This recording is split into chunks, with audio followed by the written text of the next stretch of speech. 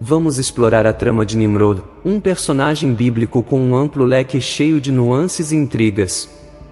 Nimrod é introduzido na Bíblia, especificamente no livro do Gênesis, como alguém com uma linhagem bastante notável. Ele era o filho de Cuxi, que por sua vez era filho de Cã, e Cã era filho de Noé. Dando uma olhada mais aprofundada em Nimrod, descobrimos que ele não era apenas um personagem qualquer. Ele tem o título de ser o primeiro poderoso na Terra após o dilúvio, o que significa que ele tinha uma força e uma influência notáveis. Não só era robusto em termos físicos, mas também em termos de poder e controle. Nimrod não era apenas um rei, mas o monarca da terra de Sinar, localizada na região que hoje conhecemos como Mesopotâmia. As coisas se tornam ainda mais interessantes quando exploramos as tradições e histórias que circulam sobre Nimrod fora da Bíblia, especialmente no Midrash, uma coleção de textos judaicos. Nimrod está vinculado a duas grandes histórias, a construção da Torre de Babel e um confronto com Abraão, a quem até tentou assassinar, segundo algumas narrativas. No relato de Gênesis capítulo 10, Nimrod não só era filho de Cuxi, neto de Cã, mas também bisneto de Noé, estabelecendo-se como uma figura proeminente após o evento catastrófico do Grande Dilúvio. Seu reino começou em Babel e se expandiu para outras cidades como Ereque, Acade e Caone, todas elas na terra de Sinar. Mais tarde, disse que Nimrod avançou para a Síria e construiu importantes cidades lá, como Nínive. O impacto de Nimrod se fez sentir não só na sua liderança e nas cidades que fundou, mas também nas práticas que se desenvolveram sob o seu reinado. As cidades que Nimrod estabeleceu eram conhecidas por suas práticas de idolatria, feitiçaria e rejeição às leis de Deus. Os habitantes dessas cidades eram conhecidos por suas práticas pagãs e idólatras. Adentrando-nos mais nas Escrituras e no que os estudiosos da Bíblia nos contam, essas cidades estavam na mesma região onde os descendentes de Caim, antes do dilúvio, estabeleceram as primeiras cidades. Nimrod, além disso, é descrito como um poderoso caçador diante de Jeová, o que alguns interpretam como uma forma de dizer que estava em oposição a Jeová. Após o dilúvio, os rios Tigre e Eufrates haviam criado planícies férteis, oferecendo a capacidade de cultivar abundantes colheitas de grãos. Mas a vida lá também apresentava desafios significativos, como o perigo de animais selvagens que ameaçavam as comunidades em desenvolvimento. Nimrod, sendo um caçador experiente e líder hábil, ofereceu proteção, ganhando a estima das pessoas da época. Através de sua habilidade e poder, não só se tornou um líder influente, mas também uma figura destacada nas tradições e relatos da região. Nimrod, já estabelecido como um monarca influente e líder das massas, tece uma narrativa de avanços e tragédias na história da humanidade. Sob seu centro, cidades como Babel, Ereque, Acade e Caone na terra de Sinar não só floresceram, mas também foram as primeiras a ser mencionadas nas Escrituras, sendo o reino de Nimrod o primeiro reino documentado na Bíblia. Embora os feitos de Nimrod e as cidades sob seu governo pudessem ter sido vistos como progressos positivos, a perspectiva de Nimrod em relação a Deus escurece este panorama. A Bíblia nos indica que além de sua proeminência e poder, ele não temia a Deus. A palavra usada para descrever Nimrod como poderoso, que vem do hebraico Gibor, também pode ser interpretada como tirano. E seu próprio nome, Nimrod, é comumente interpretado como sinônimo de rebelião. De acordo com a enciclopédia judaica, Nimrod foi um provocador que levou o povo a se rebelar contra Deus. Mas a adversidade de Nimrod em relação ao divino vai ainda mais além. Não só se opunha ao verdadeiro Deus, mas também praticava uma forma de idolatria sombria e diabólica, participando em atrocidades horrendas. Por todas estas razões, ele é considerado como o primeiro anticristo. As tramas se adensam quando nos aprofundamos na vida pessoal de Nimrod. Ele estava casado com uma mulher chamada Semiramis, que foi elevada à categoria de deusa pelos babilônios.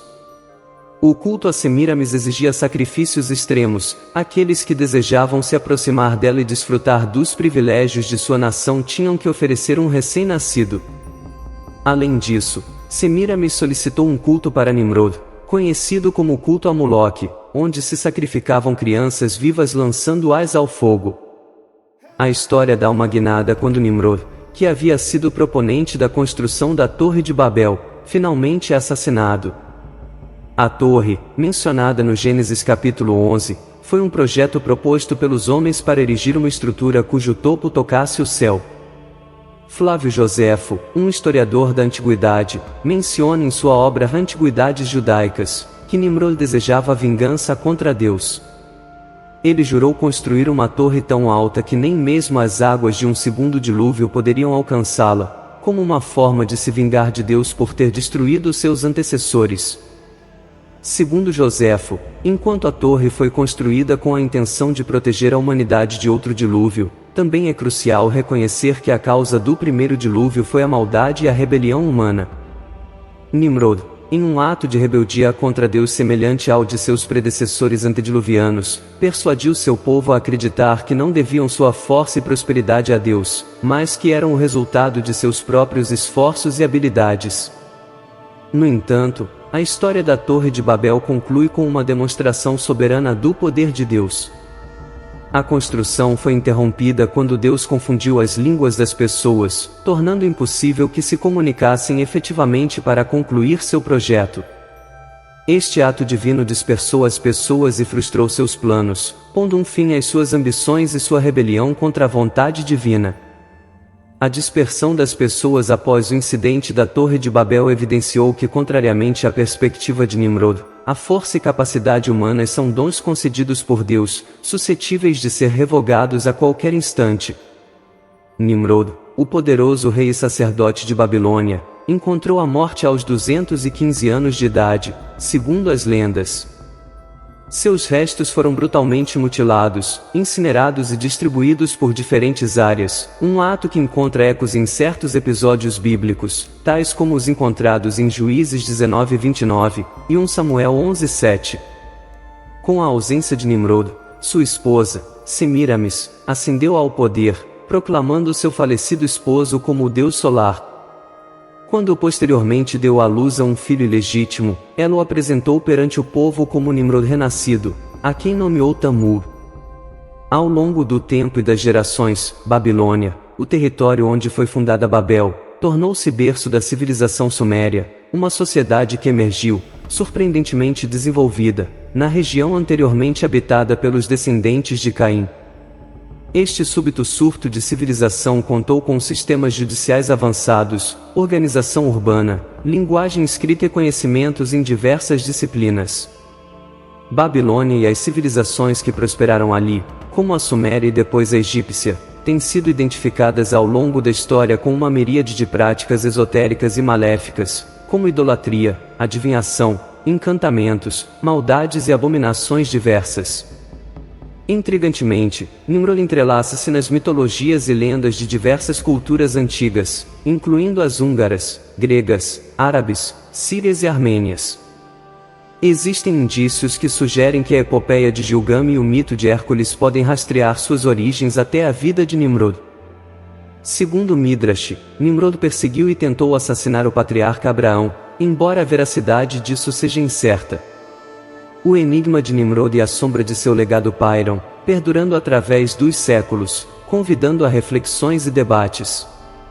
A história, repleta de avanços e atrocidades, desencadeia perguntas e curiosidades sobre a natureza do poder, da rebelião e da espiritualidade.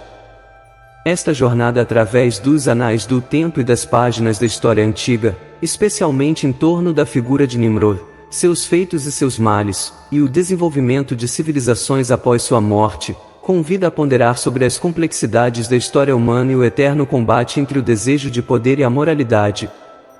As narrativas entrelaçadas de desenvolvimento, rebelião e castigo divino, esculpem um relato que tem sido transmitido ao longo dos séculos, fornecendo tanto advertências como insights sobre a natureza humana e o divino. A dualidade de Nimrod como um líder poderoso e um rebelde contra o divino reflete a perpétua luta do homem entre a ambição e a obediência às leis morais e espirituais. Espero que este relato tenha lhe fornecido informações valiosas, e convido você a compartilhar este conteúdo enriquecedor com seus entes queridos, familiares e amigos. Até a próxima, e que Deus o abençoe.